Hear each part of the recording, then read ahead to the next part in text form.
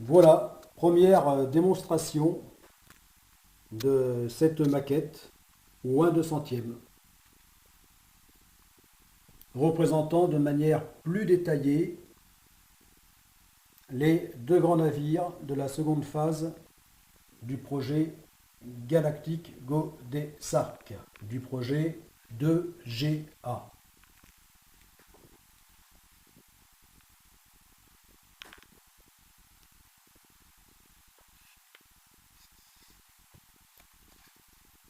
Voilà, donc là, tu vois que en mode, en mode 90 mètres de long et 40 mètres de large, eh bien, il n'est que la moitié de du Drakkar géant qu'il est en mode complet. Et là, tu reconnais donc cette forme de Drakkar. C'est-à-dire que c'est la même forme que la maquette ancienne que tu, que tu, euh, que tu as vu maintes fois, et maintes fois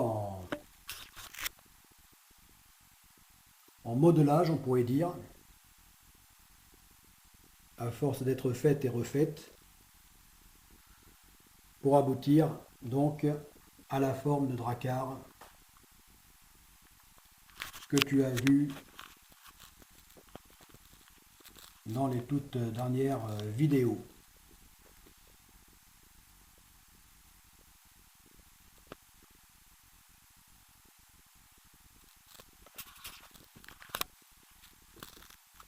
Les formes de Drakkar qui a commencé à se préciser depuis longtemps déjà,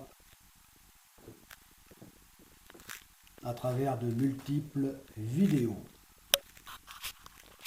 Voilà, donc là tu reconnais cette forme.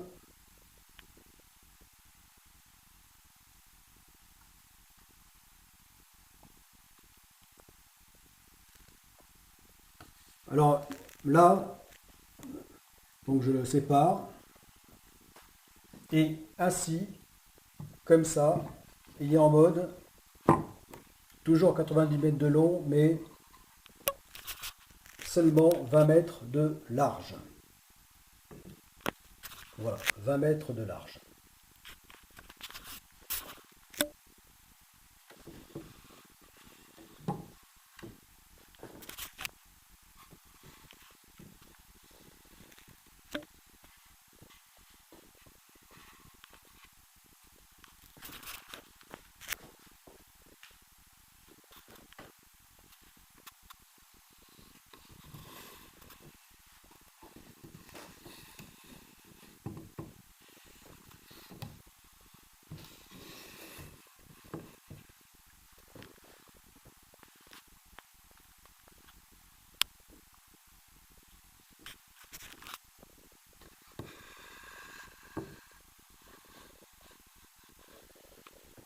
Et là, en déployant sa coque, son flotteur latéral,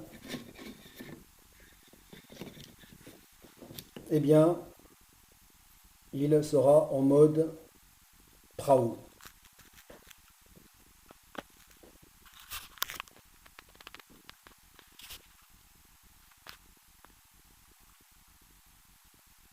Portant sa largeur à 30 mètres.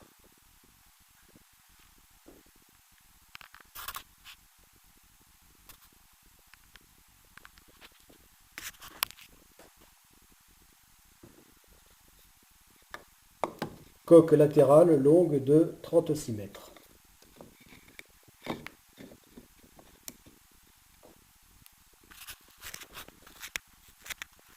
Alors ce que tu vois là, eh bien ce n'est que 1/4, que 1/4 de lui-même. C'est-à-dire que là, dans sa version complète, longue de 180 mètres, eh bien,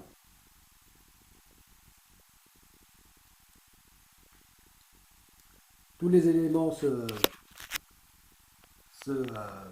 détachent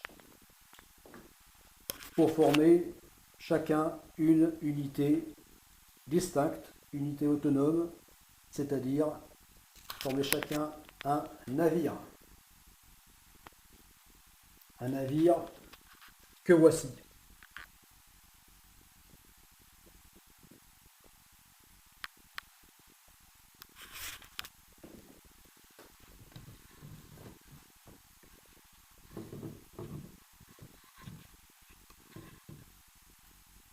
Voilà.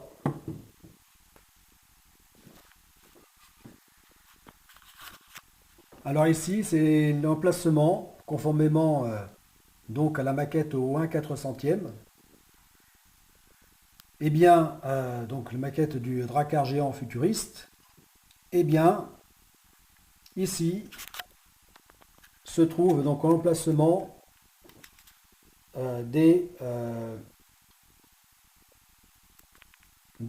ici, pour cette unité proprement dite, donc en mode 90 mètres de long, 20 mètres de large, eh bien, l'emplacement de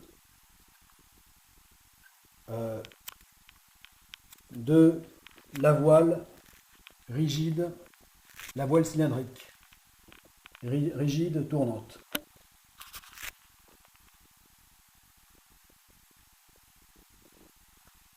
Et ici se trouvera l'emplacement de la voile épaisse, gonflable, télescopique.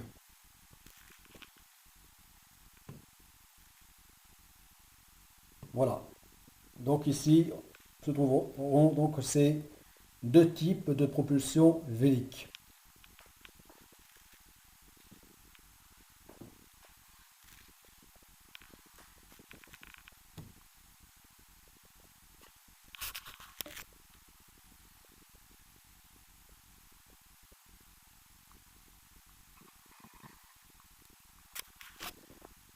Alors ici, c'était la plateforme donc que j'avais imaginée. Donc plateforme conçue pour donc former le navire en mode catamaran.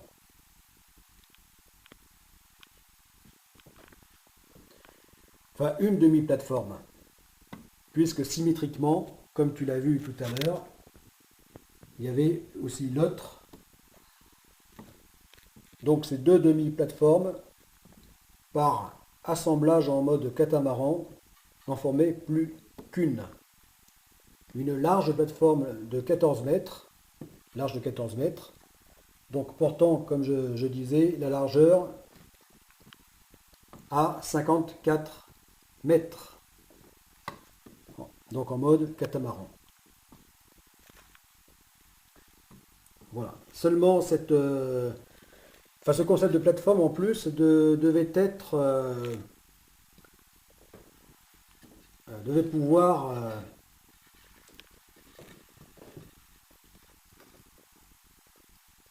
opérer en tant que plateforme élévatrice également. Donc ceci, on faisait un concept à la fois très lourd et très complexe par le mécanisme induit par ce concept.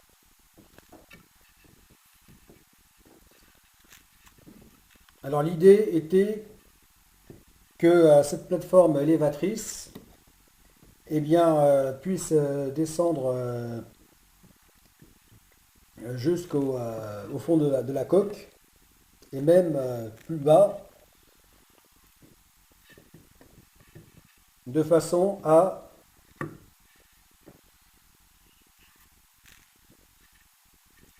réduire donc le tirant d'eau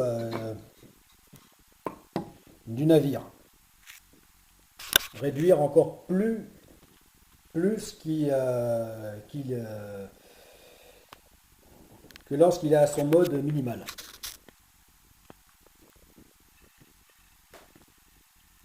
Enfin bon, c'est un concept trop compliqué à expliquer sans schéma, donc je ne vais pas aller plus loin, hein, parce que déjà là, je crois ne pas,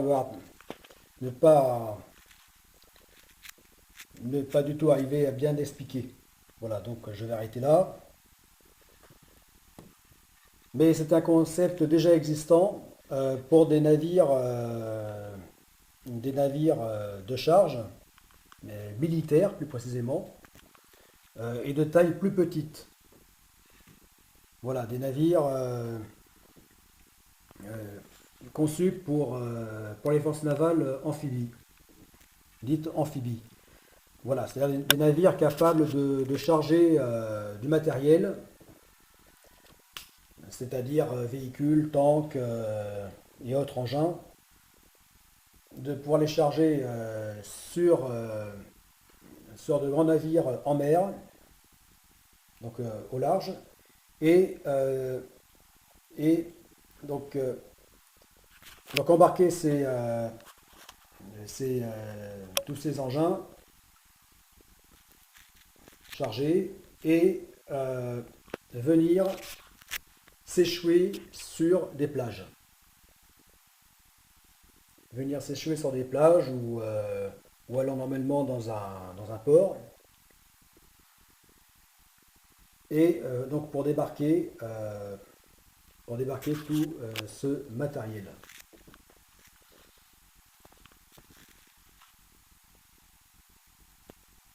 Voilà. Et donc quand il s'agit d'échouer pour décharger le matériel en milieu naturel, hein, c'est-à-dire sur les plages, eh bien là on parle de beacher, venant de l'anglais, hein, de beacher. Voilà, donc ce système-là de plateforme, c'est-à-dire carrément la nacelle du catamaran qui est capable, donc nacelle liant les deux coques, qui est euh, movible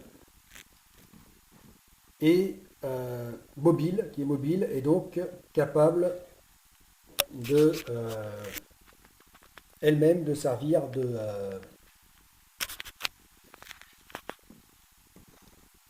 plateforme élévatrice. Voilà, comme ça en position basse, elle permet le débarquement donc des engins à terre. Débarquement de sa cargaison à terre. Cargaison roulante.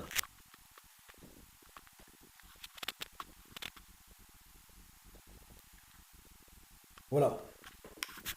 Donc ce concept existe bien, mais enfin existe bien à ma connaissance, donc exclusivement dans le domaine militaire. Et pour des unités, donc, à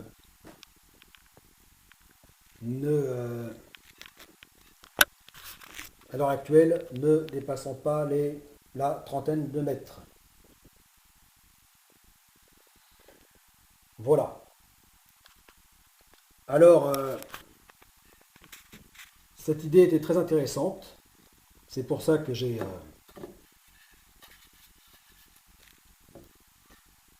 fabriqué cette pièce. Mais pour finalement la laisser de côté, cette idée, parce que beaucoup trop lourde et complexe pour être utilisée dans ce cas précis. non seulement donc dans le cas de ces navires, de ces grands navires de la seconde phase du projet Godessarc, mais aussi compte tenu de la longueur et de la masse voilà, de ce navire, de ce quart de navire, puisque déjà il mesure 90 mètres de long pour un poids, une masse de 4500 tonnes. Voilà, donc ça n'était pas compatible. Et aussi pour d'autres raisons techniques, bon, que je ne vais pas expliquer là, parce que c'est encore trop long et compliqué à expliquer.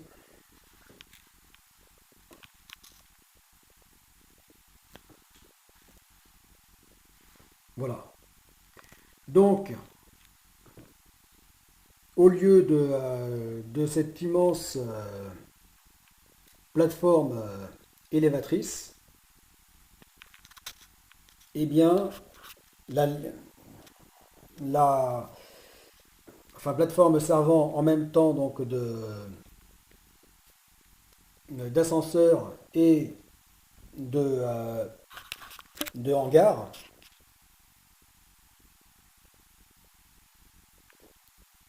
d'espace pour parquer annexes et engins, eh bien, au lieu de cette immense plateforme, donc induisant une machinerie beaucoup trop lourde,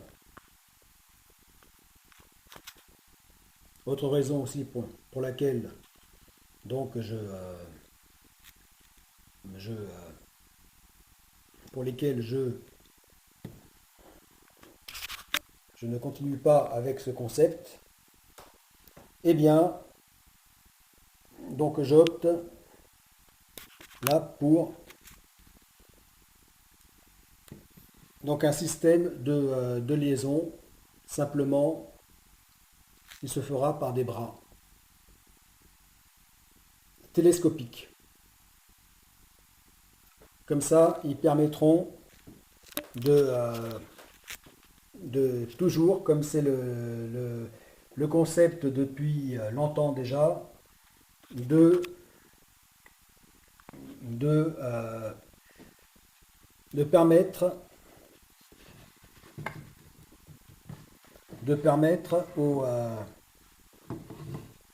aux catamarans de pouvoir se remettre en mode monocoque.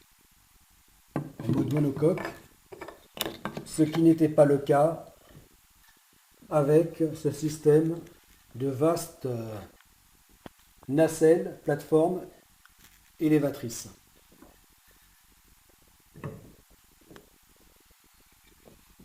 Voilà. Donc les multiples raisons pour lesquelles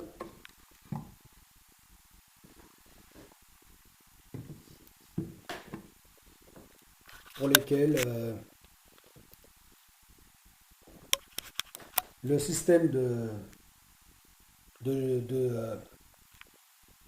liaison des coques en mode catamaran se fera donc par de simples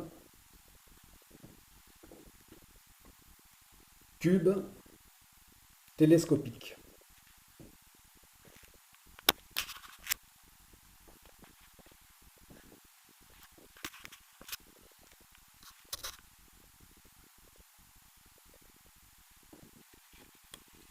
Et en plus donc de ces bras de liaison sous forme de tubes télescopiques, eh bien, on trouvera ici les deux demi-plateformes élévatrices qui formeront donc la plateforme élévatrice permettant d'embarquer donc entre les deux coques, d'embarquer les annexes. Annexes et engins. Et donc les annexes dites lourdes, telles que ce catamaran de 25 mètres de long, non, 24 mètres de long, 12 de large,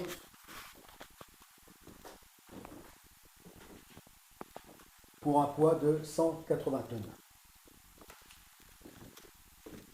Voilà.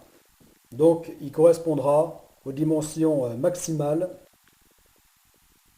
et poids maximum que pourra élever cette plateforme élévatrice qu'elle pourra charger. Voilà. Et donc une fois, alors là, comme là il est au 1 centième, là la maquette est au 1 centième, et que ici elle est au 1 2 centième, et bien c'est la moitié. Voilà. Donc on va prendre la moitié.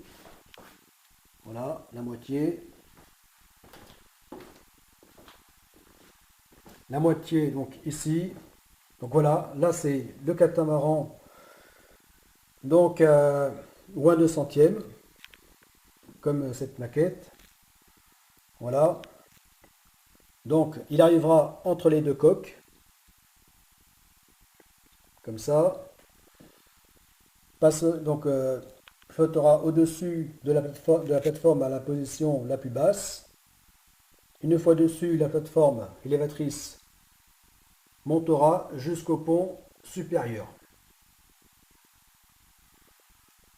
Et là,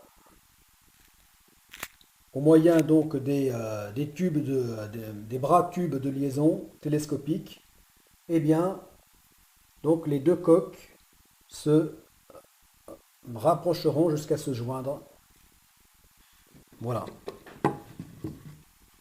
Voilà. Comme ça. Ainsi, le catamaran eh bien, sera chargé dans le giron du navire. Voilà, il sera ici.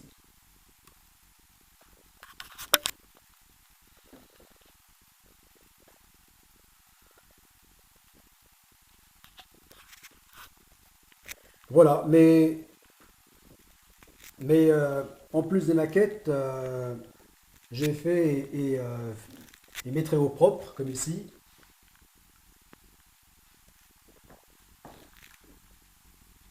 Comme ici, donc des schémas, des plans, donc des configurations intérieures, des différents espaces, techniques, machines, zones de vie, etc. Donc de manière à ce que tu puisses mieux comprendre, enfin bien comprendre la cohérence de l'ensemble, bien visualiser et comprendre. C'est le but de ces maquettes et maquettes, plans et schémas.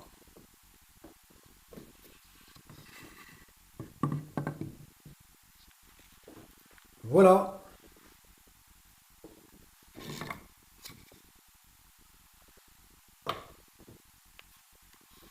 Bon. Oui. Et ici, donc, puisque là, ces deux maquettes-là sont au 1 centième, eh bien, 2GA Ambulocetus 1, le petit voilier océanique de la première phase, eh bien donc là, au 1 2 centième, eh bien c'est plus que la moitié.